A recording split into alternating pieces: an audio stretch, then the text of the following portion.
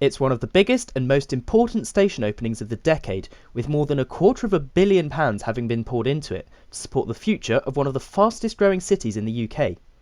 So, with just 2 weeks to go until its opening, let's discuss everything you need to know about Cambridge South. Welcome to Network News.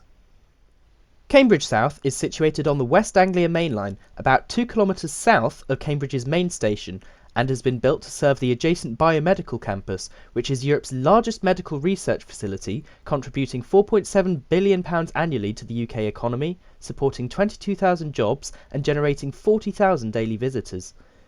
These numbers are only expected to grow in the future, with 27,000 jobs expected to be supported by 2031 and 40,000 jobs expected by 2050, with the annual economic contribution also expected to rise to £18.2 billion by 2050.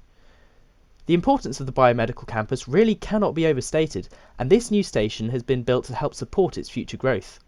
It's taken £250 million of government funding, alongside a further £5 million from ATTRIBUTIONS, the Cambridge and Peterborough Combined Authority, and the Greater Cambridge Partnership, but the station is now ready to open, supporting the continued growth of the biomedical campus, as well as the southern fringe of Cambridge as a whole, which is expected to see 4,000 new homes built across it by 2031. The station itself is expected to handle about 1.8 million passenger journeys each year, and has been built with 4 platforms to support the extensive number of services which will call there each hour, both now and in the future. These platforms will be linked together with an accessible footbridge, featuring multiple lifts to provide step-free access to all platforms. Meanwhile, the station's curved roof, constructed with laminated wooden beams, features solar panels above the platforms and a green roof above the footbridge and concourse space, with this roof also featuring a rainwater catchment system to collect and repurpose rainwater, thereby increasing the station's sustainability and contributing to a 10% net gain in biodiversity. The station features 2 entrances, one on each side. The eastern entrance is the main entrance serving the biomedical campus, while the western entrance will serve the growing community of Trumpington. Both entrances have 500 cycle storage spaces, meaning that combined, Cambridge South Station will have room for 1,000 bicycles. However, there won't be any car parking spaces at the station, meaning that Cambridge North will continue to be the best place to go for a park and ride solution. Both the entrances will feature gate lines, ticket vending machines, accessible toilets, baby change facilities, as well as enough space for potential future retail opportunities. Within these entrances, the central sweeping staircases have had new public artwork installed on them, known as Together We. Designed by Mark Titchener, this artwork focuses on the circulation and coming together of people, with various phrases installed across the balustrades focusing on this theme, though the word together never actually appears on it, and is instead meant to be implied by everything else, so that it comes to you naturally, which is quite clever if you ask me. Beyond this, the government have said that this will be the first fully Great British Railways branded station on the network, as part of their ongoing efforts to renationalise the railways, though I can't help but question the legitimacy of this claim, considering that several stations have already opened before this using rail alphabet signage, including all the new stations on the Northumberland line.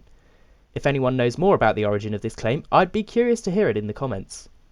The efforts to deliver the station have involved far more than just the station itself, with the £250 million programme of works also including modifications to roads and crossings to facilitate access to the station, remodelling of the previous track layout including the addition of 2 new tracks to accommodate 4 platforms, and enhancements to the nearby Shepworth Branch Junction to increase the line speed from 30 miles an hour to 50 miles an hour. There have also been modifications to the railway's approach to Cambridge, as well as various other associated changes such as catenary and signalling enhancements. Network Rail's chief executive, Jeremy Westlake, said, "We're excited to welcome passengers to this landmark station, providing direct access to the Cambridge Biomedical Campus and better connections across the UK and beyond. Cambridge South Station will significantly improve travel and connectivity for campus staff, visitors and the wider community for many years to come." The station is expected to open in a fortnight on Sunday the 28th of June, with the formal opening ceremony taking place the following day. It'll be served by every train which passes through, including Great Northern and Thameslink services to King's Cross or St Pancras for connections onwards to Europe, alongside Greater Anglia services to London Liverpool Street, Norwich, Lowestoft and Stansted Airport, and of course cross-country services between Stansted Airport and Birmingham New Street. All these services combined means that the station, and by extension the biomedical campus, will have superb connectivity, not just nationally, but internationally too. And this is only expected to grow in the future, with Cambridge South forming a key part of the plans for the future east-west rail line to Oxford, which forms part of a broader plan to unlock £103 billion of economic growth as part of the Oxcam arc.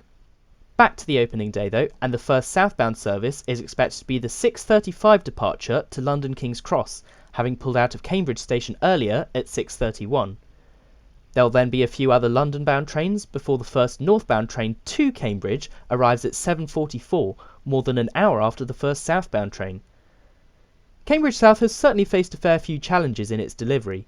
It was originally meant to open last year, and the budget has also increased from less than £200 million to more than £250 million today. Nevertheless, its opening in a fortnight will usher in a new era of travel for Cambridge, boosting its global relevance and connectivity, particularly for the world-leading biomedical campus. But what are your thoughts on the new station? Will you be there to ride the first train? Let me know in the comments. Subscribe to Network News for more updates like this, and until next time, thanks for watching.